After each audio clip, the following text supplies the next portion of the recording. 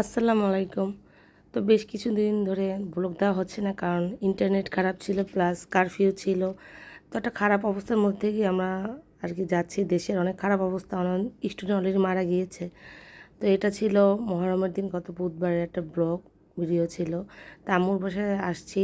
তো এর মধ্যে অনেক ঝামেলা হয়েছিল আমাদের বাসার নিচেই, কারণ বরিশাল হাতেম আলী কলেজের আশপাশেই ছিল আমাদের বাসা। যে কারণে যে ঝামেলাগুলো হয়েছে সবই আর কি আমাদের এলাকার গলির মধ্যে হয়েছে।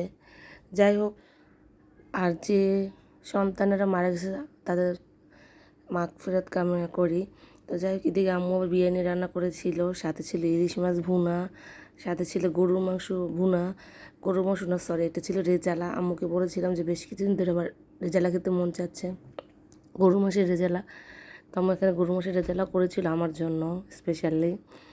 তো দুপুরে খাওয়া দাওয়া কমপ্লিট করতেছিলাম, আগে দুই ছেলেকে খাওয়াই দিয়ে এরপর আমি খেয়ে নিলাম। আম্মুর বিরিয়ানি বরাবরই অনেক মজা হয়, এটার বলার কিছু না। তো বিকেল টাইমে দেখলাম আকাশটা বেশ সুন্দর ছিল, একদম লাল টকটকে। আমি শুনেছি যে মহরমের সময় নাকি আকাশটা এরকম লাল টকটকে থেকে, এর পিছনে অনেক কাহিনী শুনেছি। যাই হোক, সেটা এখন শেয়ার করব না। আকাশটা বেশ সুন্দর ছিল। তো আজকে মানে দিনটা কেমন যেন যাচ্ছে, এত সারাদিন একদম পুলিশের হামলা, পুরো আমাদের নিচে টিয়ার সেল মেরে পুরো খুব খারাপ অবস্থা হয়েছিল।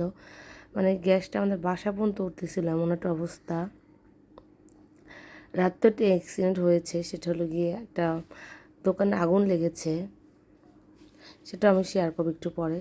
তো যাই হোক, এরপর সন্ধ্যার পর একটু আমি, আম্মু এবং আমার ছোটো বোন একটু গ্রিন টি খেয়ে নিলাম। সবসময় আসলে দুধ চা তো আমরা খাই না। আমার সকাল টাইমে দুধ চা খাওয়া হয়, বাট সন্ধ্যায় আমি একটু গ্রিন টি খেয়ে থাকি। কেমন যেন সব কিছু থমথমে পরিবেশ, একটা থমথমে পরিবেশের মধ্যে থেকে আমরা যাচ্ছি। কবে স্কুল খুলবে, কবে কে আল্লাহ জানে। তো এরপর আম্মু আবার চটপটিও করেছিল আমাদের জন্য।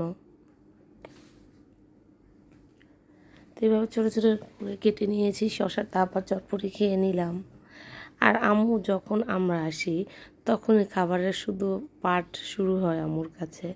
আর মা মানেই শান্তি। দেখা যায় আম্মুকে বলে থাকি যে আম্মু এটা একটা রান্না করে দেয়, আর আম্মু সাথে সাথে হাজির করে দেয়। এটাই আসলে মা। যাই হোক, সারাদিনের পর যাই মোটামুটি গেছে, এবার রাতে এই যে আগুন লেগেছে। তো আমার আসলে হুট করে মনে পড়েছে যে মানে আমি হঠাৎ ভিডিও করি। তো ভিডিওটা আসলে শেষ মুহূর্তে করা হয়েছে, কারণ অলরেডি আগুন নিভিয়ে ফেলেছে। ফায়ার সার্ভিস লোক আসার আগে আশপাশের লোকজন মানুষ নিভিয়ে ফেলেছে। যে নতুন নতুন বিল্ডিংগুলো হচ্ছে, এরা ডাইরেক্ট পানি লাইন দিয়েছে, যে কারণে আগুনটা নিভাতে সক্ষম হয়েছে সবাই। তো এলাকার মানুষ যথেষ্ট ভালো ছিল, বিধায় আসলে সম্ভব হয়েছে এটা, যে যেখানে পেরেছে সেখান থেকে সবাই সাহায্য করেছে। যাক, আল্লাহ ওর প্রতি রক্ষা করেছে, এটাই সবচেয়ে বড় ব্যাপার। এটা ছিল রাত প্রায় 3টার ঘটনা। আমি ঘুম থেকে উঠে দেখি যে এই অবস্থা, একদম ভয় পেয়েছিলাম। আম্মু আমাকে ঘুম থেকে উঠিয়ে বলতেছিল যেরকম আগুন লাগছে। এই যে লোকজনে পুরো ভরপুর ছিল, ওই যে পাইপটা থেকে ডাইরেক্ট পানি দেওয়া হয়েছে। এটা জানি না আসলে ইচ্ছাকৃত না আসলে অনেক।